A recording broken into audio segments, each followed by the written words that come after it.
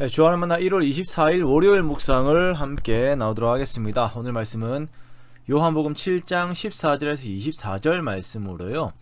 하나님의 뜻을 행하는 교훈이라고 한 제목으로 함께 묵상을 나오도록 하겠습니다. 오늘 말씀은 명절에 예루살렘으로 올라가신 예수님께서 유대인들과의 변론 가운데 예수님의 말씀이 하나님으로부터 온 말씀임을 증거하고 있는 내용을 담고 있습니다. 제가 예전에 안식월로 2달 동안 휴가를 받은 적이 있습니다. 이 시간들이 이제 여러 유익이 있었는데요. 그 유익들 중 하나는 제가 주일에 다른 교회에서 예배를 드릴 기회들이 있었다라는 것입니다. 목사가 다른 교회에서 주일 예배를 드린다라고 하는 것이 쉬운 일이 아니거든요. 저 같은 경우는 이제 한 교회에서 15년을 사역을 했기 때문에 다른 교회에 대한 경험이 참 많이 필요했습니다. 그래서 한 번은 한 지역에서 오래된 그 교회 예배를 참석했었는데요. 그때 기억이 나는 것이 그 교회가 신천지로 인하여 크게 흔들렸던 그 역사가 있어요. 그러다 보니까 목사님의 설교가 이제 본문과 상관없이 왜 신천지가 잘못되었는가라고 하는 것에 모든 포커스가 맞추어져 있는 것입니다. 제가 앞뒤 사정은 잘 모르지만 이제 그 말씀들을 듣고 신천지의 위험성만이 이제 머리에 남아있는, 그걸 담고 오는 그런 시간들이었던 것을 제가 기억을 합니다. 진짜 이제 하나님의 말씀, 저와 같은 목사들이 하나님의 말씀을 연구하고, 묵상하고, 기도하며, 또 이것을 설교하는 이유가 무엇입니까? 그것은 듣는 사람이 하나님의 뜻을 행하게 하는 것, 이것이 바로 목적입니다.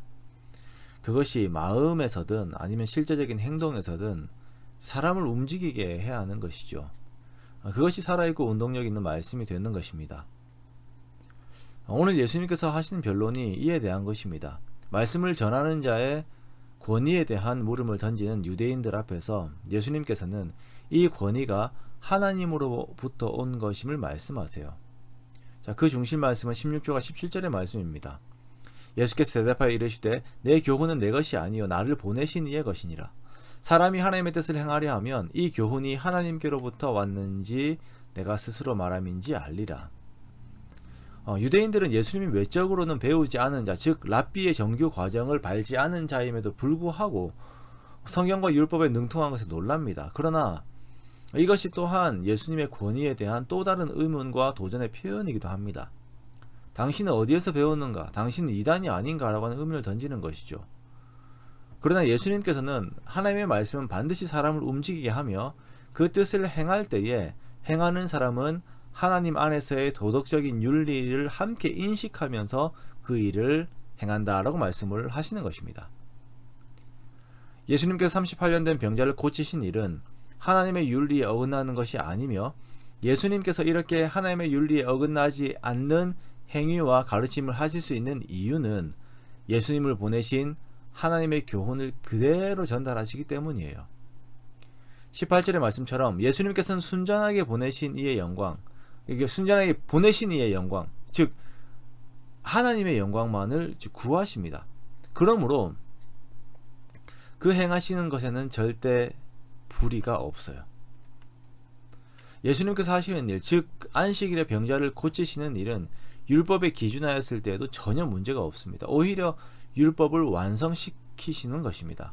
그러나 유대인들은 자신들이 만들어 놓은 기준들을 율법화하였기 때문에 자신들이 만든 기준과 하나님의 율법이 충돌을 일으키자 오히려 율법을 완성시키시는 예수님을 틀렸다라고 말하면서 죽이려고 하는 것이죠. 예수님의 교훈을 다시 해석하자면 유대인들이 말하고자 하는 그들의 권위는 하나님으로부터 온 것이 아니라 스스로에게서 나왔다라는 것입니다.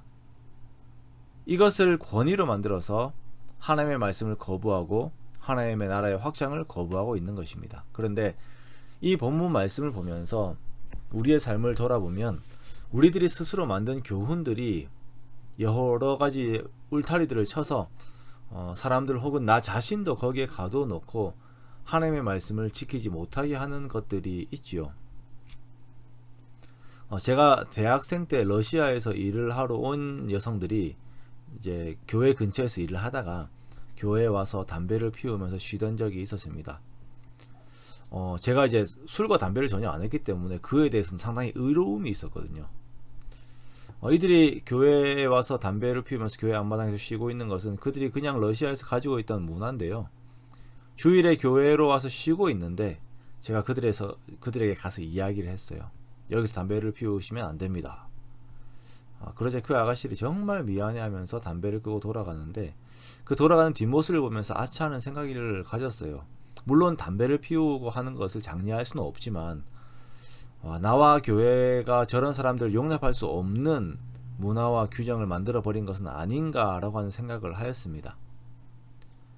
우리가 선교를 하러 나가서는 저들에게도 복음을 전한다고 막 이렇게 하잖아요. 그런데 저들이 교회에 들어와서 쉬겠다라고 하는 것은 허용하지 않으면서 이제 복음을 전하는 기회도 던져버리는 우를 범한 것이죠. 이 외에도 교회 공동체가 스스로 만든 규범과 관습들 속에서 복음이 힘을 발휘하지 못하도록 강하게 사람들을 가두어 버리는 것들이 많이 있습니다. 우리 교회는 어떤 교회다, 우리 교회에 오면 이것을 따라야 한다 등의 주장들이 하나님의 말씀이 힘을 발휘하지 못하게 하고 오히려 역효과를 내게 할 때들이 많이 있다는 것입니다. 그러므로 우리는 우리가 주장하는 말의 권위가 어디에서부터 온 것인지 항상 생각하고 또 생각해야 합니다. 기도해야 돼요. 이것이 나에게 고착화되어 있는 신앙의 경험으로부터 온 것인지, 나의 성격과 성향으로부터 온 것인지, 우리 교회의 관습으로부터 온 것인지, 아니면 이것이 하나님의 권위인 성경 말씀으로부터 온 것인지 구분할 수 있는 그 은혜를 우리가 하나님께 항상 구해야 할 것입니다. 그러기에 우리가 항상 함께 기도해야 합니다. 그래야 교회가 성령님 안에서 한 방향으로 나아갈 수가 있습니다. 교회라고 하는 유기체는 하나님의 말씀이라고 하는 올바른 교훈에서 올바른 하나님의 일들을 해 나가야 합니다. 즉 하나님께서 당신의 윤리 가운데에서 허락하시는 하나님의 일들을 우리가 실행해 나아가야 하는 것입니다. 우리 교회가 그리고 나의 삶이 그렇게 자유함 속에서 하나님의 말씀을 이루어 나가기 원합니다. 그렇게 나를 움직이게 하는 권위가 살아계셔서 우리와 함께 하시는 예수 그리스도께서 온전한 권위가 되시기를, 그리하여서 우리가 우리의 모든 생각과 행위에서 하나님의 영광을 구하고 드러내는 삶이 되시기를 원합니다. 그렇게 온전히 하나님의 뜻에 부합하는 삶을 이루어내는 저와 여러분의 복된 삶이 되시기를 주님의 이름으로 축원합니다.